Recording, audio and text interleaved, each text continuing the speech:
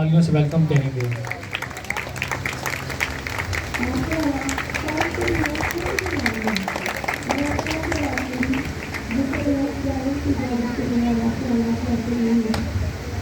खुदावंद यीशु मसीह में आप सबकी सलामती हो।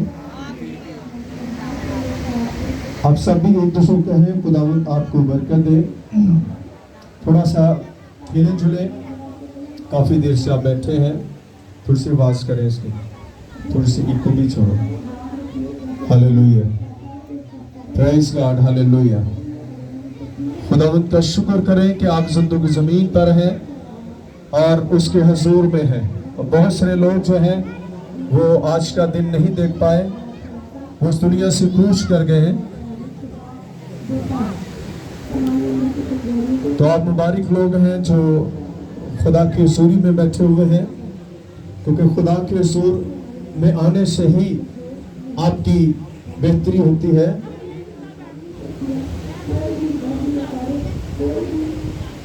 God bless you.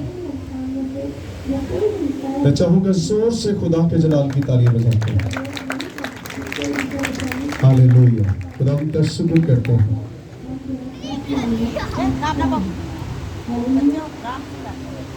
गुजरे संडे क्या था, याद है किसी को? कईयों भुल भी गया, ये हो सकता है। आमीन।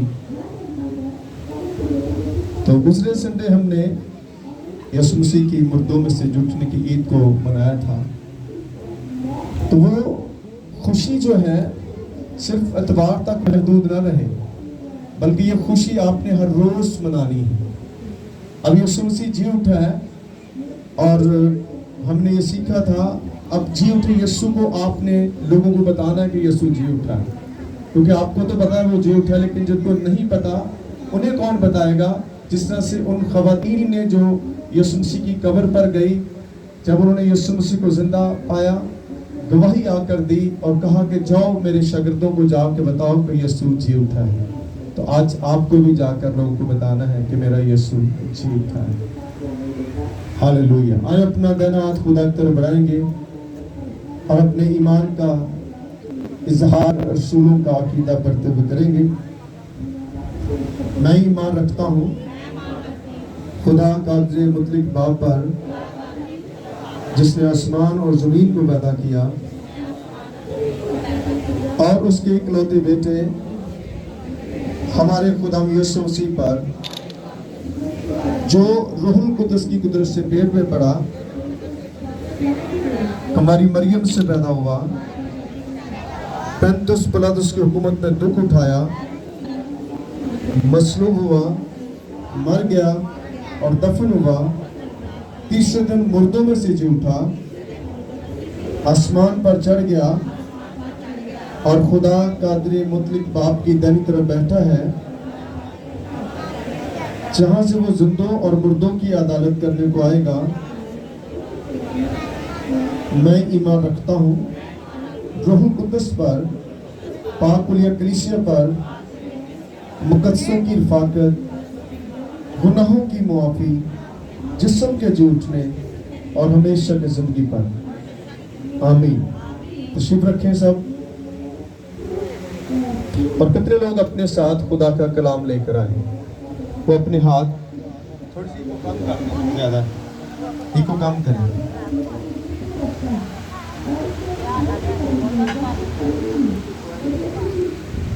आमीन। तालियां बजाएं अपने लिए कि आप फरमाबरदार हो रहे हैं।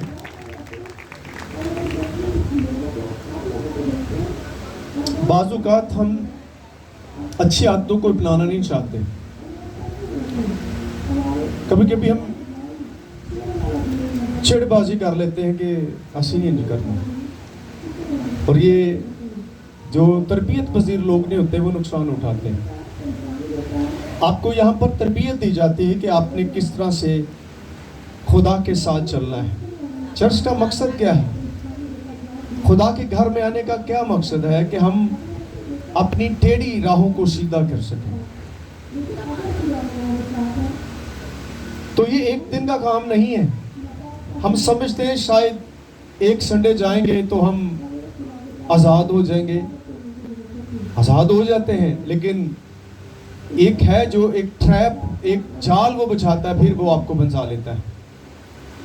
تو اس کی پریکٹس جو ہے آپ کو ہر روز کرنے کی ضرورت ہے تاکہ آپ پر آپ کا دشمن غالب نہ آئے. سو آج کے کلام میں سے ہم سیکھیں گے، کیونکہ کلام جو ہے وہ ہمیں آگاہی دیتا ہے کہ کس طرح سے ہم ابلیس کے ٹریپ میں آ سکتے ہیں. ابلیس ایک جال بچھاتا ہے اور اس کے جال میں وہی پھنستے ہیں جو کلام کی روشنی سے منور نہیں ہوتے ہیں. جو تاریکی میں چلتے ہیں وہ آسانی کے ساتھ اس ٹریپ میں پھنس جاتے ہیں، پھر وہ نکل نہیں پاتے کیونکہ ان کا تعلق خدا کے ساتھ نہیں ہوتا، وہ خدا کے ساتھ چلنے والے نہیں ہوتے. کیونکہ بائبل مقدس امثال کی کتاب میں بیان کرتے ہیں کہ صادق گریں گے تو وہ اٹھ کھڑے ہوں گے، آمین، لیکن شریر گریں گے وہ اٹھ نہیں پائیں گے. تو خدا نے ہمیں اس شریر سے آزاد کیا ہے، اور کلام ہمیں ان باتوں سے آگاہی دیتا ہے کہ ہم دوبارہ پھر اس جال میں نہ پھنس جائیں. یہ باڈی جو ہے یہ دو طرح سے استعمال ہوتی ہے، یہ خدا کے لیے بھی استعمال ہوتی ہے اور شیطان کے لیے بھی کثرت کے ساتھ استعمال ہوتی ہے. اب یہ آپ پر ڈیپینڈ ہے کہ آپ نے کس کے لیے استعمال ہونا ہے. یہ آپ کو اتھارٹی دی ہے خدا نے. خدا کسی پر زور زبردستی نہیں کرتا.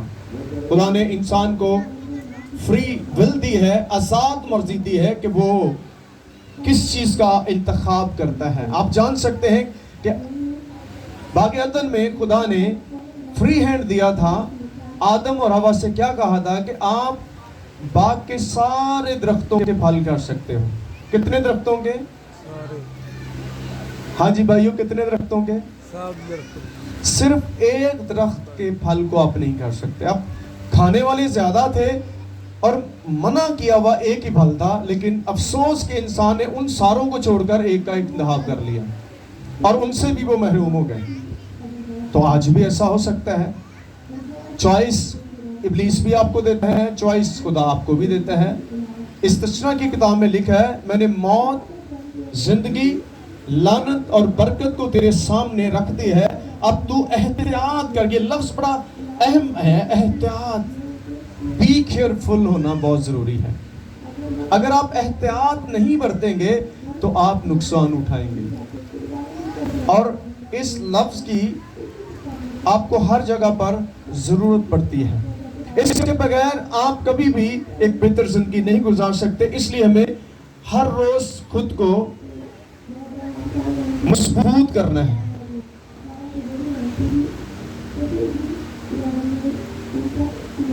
آپ سب کے لیے بھی پانی ٹھنڈا رکھا ہوا ہے. اگر آپ کو پیاس لگ جائے تو فکر نہیں کرنی. پیچھے کولر پڑا ہوا ہے، اس کے اوپر ایک گلاس بھی ہے. کیونکہ گرمی ہے تو آپ پانی پی سکتے ہیں. اٹھ کر بھی آپ جا کر پی سکتے ہیں. خدا کچھ نہیں تنو کرے گا. آمین.